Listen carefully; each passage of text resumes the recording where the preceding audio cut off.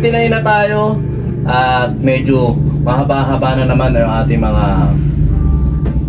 nakukuha lesson. Okay, meron tayong mga 5 basic pattern dito na i-share ulit. At yun, tuloy-tuloy lang tayo sa ating drums papawis. Nagkaroon na rin tayo ng bola papawis. Yan, tuwing umaga nagpa-basketball ulit tayo, nagpapapawis ulit tayo dahil yan, matagal tayo na to. Pero ito, tuloy tayo ulit sa pattern natin. Ang 5 pattern natin dito, ang counting natin ay 1 iana, 2 iana, 3 and 4 and. Ayun nga pala, sa mga kapwa natin drummer dyan na nakakapansin sa mga mali-maling pinagagawa natin o kailangan natin improve, comment nyo lang dyan, PM nyo ako para kahit paano ma-improve pa natin. Pag meron kayong napapansin na mali na kailangan kong improve, open tayo for correction. Yan, para kahit paano may mapulot din naman tayo sa inyo. Yan lang naman. Okay, 5 pattern ang counting natin. 1 iana, 2 iana, 3 and 4 and. 1 iana, 2 iana, 3 and 4 and. Ito, hindi siya typical na talagang ginagamit, hindi siya typical na ginagawa, pero ayun nga, dahil ginagawa natin to para lang ma-exercise yung sight reading natin at ma-exercise din yung pag-iisip natin sa pag-explore ng, halimbawa ba nilagay ko yung snare neto sa N, nilagay ko yung snare neto sa 3, nilagay ko yung snare neto, ano magiging tunog, ano yung magiging pakiramdam. Ganun lang naman yung sineshare natin dito sa drums papawis. At ayun lang yung naging idea ko nung araw, na gagawa ko na isang beat tapos i-explore ko siya ng kailangan makagawa ko sa isang beat na ganun ng 5 pattern. Ayun nga, ang ginawa kong pandadaya o ginawa kong pinakamadaling gawin, inusad-usad ko lang yung mga snare sa A, sa N, sa ganito, hanggang nakabunga tayo ng mga ganitong mga pattern o mga ganitong mga idea o ganitong mga beat nya. Ayun lang. Sa mga gusto mag-try, gawin nyo rin yun. Baka sakaling ma-explore mo rin nun. Ito, madami akong naisulat dati kasi nga medyo nung mga panahon na yun, wala pa naman masyadong pambili ng mga lesson o pattern, mga module. Ang ginawa ko na nga lang nung araw na yun is nagsusulat ako, tapos tinatry ko yun. Tapos nga, nagkaroon tayo ng pagkakataon ngayon na mai-video at kahit pa paano nga, madami-dami rin pala itong mga naisulat natin nung araw. Medyo mahaba na itong intro pero start na lang natin ito. At saka yun, pinuputol-putol ko na yung siya para kahit pa paano nga, mas marami nakakapanood, lalo na sa Reels, mas maraming nadadaanan, lalo na sa YouTube, mas maraming nakakapanood nito sa YouTube. Ayun lang. Okay, first pattern.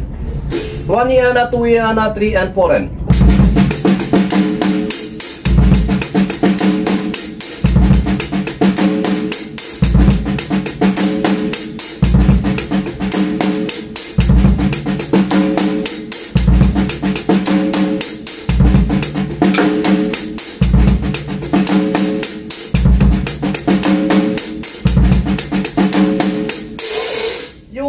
Yung pinaka basic na pangunawa ko dito, para siyang exercise sa mga gustong matutong mag ghost note. Yan.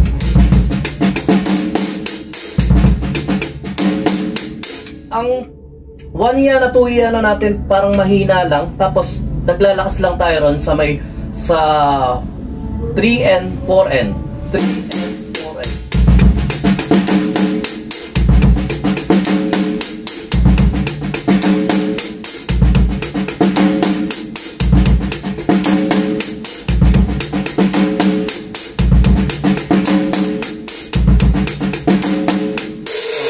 Basic yun. Kung gusto nyo matutong magsimula mag ghost note, mas marami pa kayo mapapanood sa YouTube na magaling magturo. Pero ito yung pinaka basic, parang na pwede natin i-try na gawin para kahit paano nga ma-practice natin yung ghost note natin.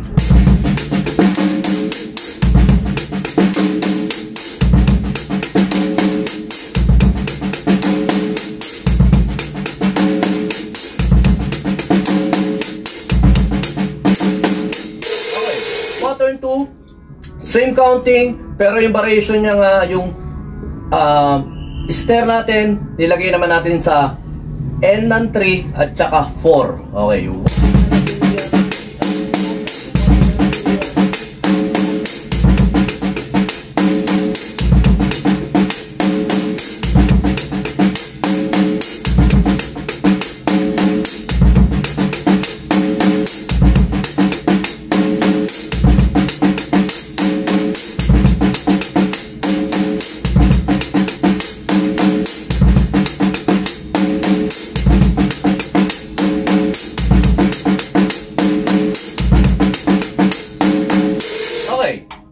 Pattern 3, basic pattern, same counting, tapos yung variation niya lang na snare, minove lang natin. Okay.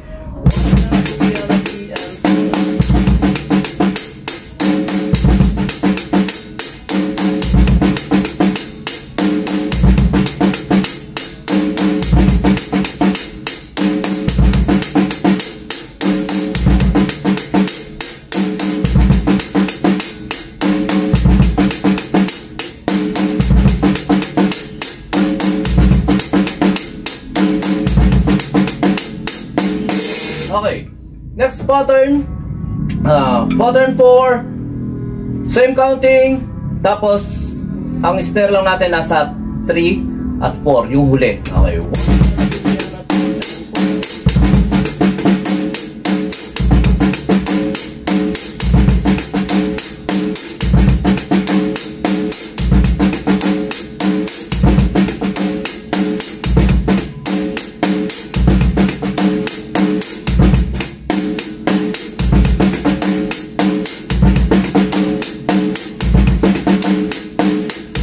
Hinahan natin ng konti yung hi-hat at saka snare doon sa 1 yan na 2 yan ah.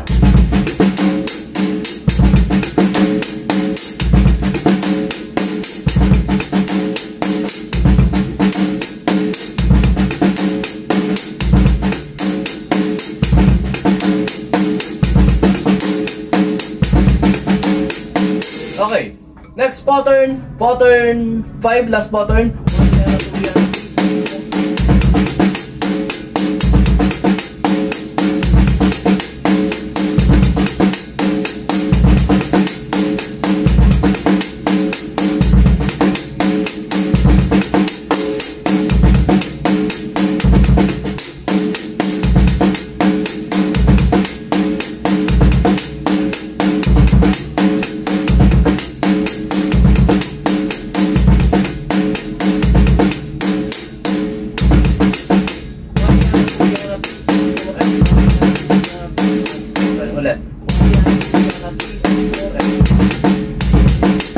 Nawala ako sa focus dahil meron bigla pumasok sa isip ko. Ulitin natin, pattern 5.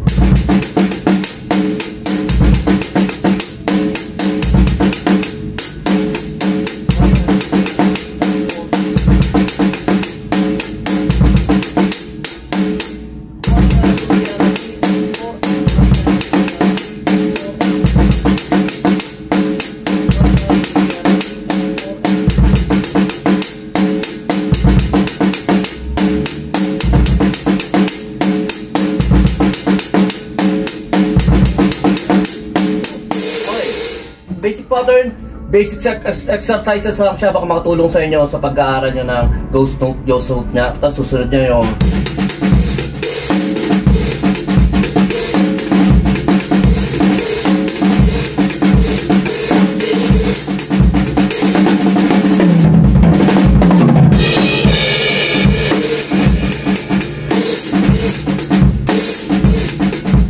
yun nga pala, shoutout kay Bren.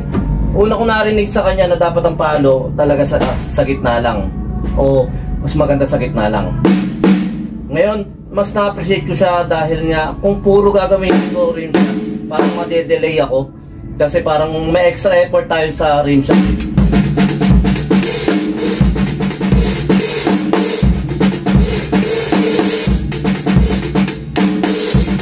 Kumbaga lahat ng snare mo po, kumbaga may accent lang na binabagayan yung rim shot. Ang paliwanag ko naman dati, dahil nga wala pa masyadong nagla-line in on, mas maganda talaga para mas marinig yung snare puro rim shot para mas malakas. Pero ngayon kasi marami na tayong naka-line in, maganda na yung mga mic in natin. Mas ma-appreciate yung hindi puro lakas, hindi puro ano ng rim shot. Pero meron magaling magpatunog sa rim shot, yung talagang mararamdam mo na hindi masakit sa tenga. Kaya ayun, syempre mas maganda pa rin, inaaral-aral natin yung mga ganong technique sa pagtotono ng snare, ng lahat ng bagay dito sa drums natin. Okay, yun lang. Sumainyo kapayapaan, peace be with you. God bless. Medyo humaba na to. Sumainyo kapayapaan. God bless.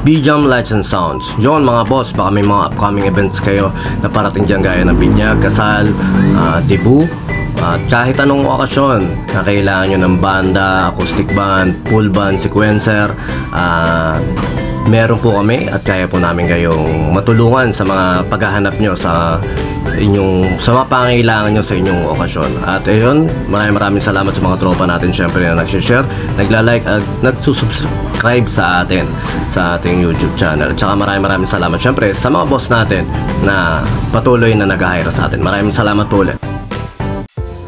Yon, lipat apartment, kailangan mo ba ng saktong sasakyan para sa saktong budget mo, para sa paglilipat ng gamit mo sa bagong apartment mo? Syempre, ayun, PM lang po kayo sa amin sa Pahakot Pasakay. Pag-usapan po natin, meron po tayong pina-avail, pinarerentahan na sasakyan at driver lang, at pwede rin po meron din po tayong mga helper na pwedeng tumulong sa atin sa paglilipat na ating mga gamit. At saka yun, maraming salamat din sa mga client din natin na nag-a-avail sa B-Jam Lights and Sounds. Maraming salamat, at maraming salamat din po sa mga tropa natin at mga client natin na nag-like, nag-share, nagpa-follow, nagko-comment at nagsusubscribe syempre sa Pahakot Pasakay at saka B-Jam Lights and Sounds. Maraming salamat po. God bless.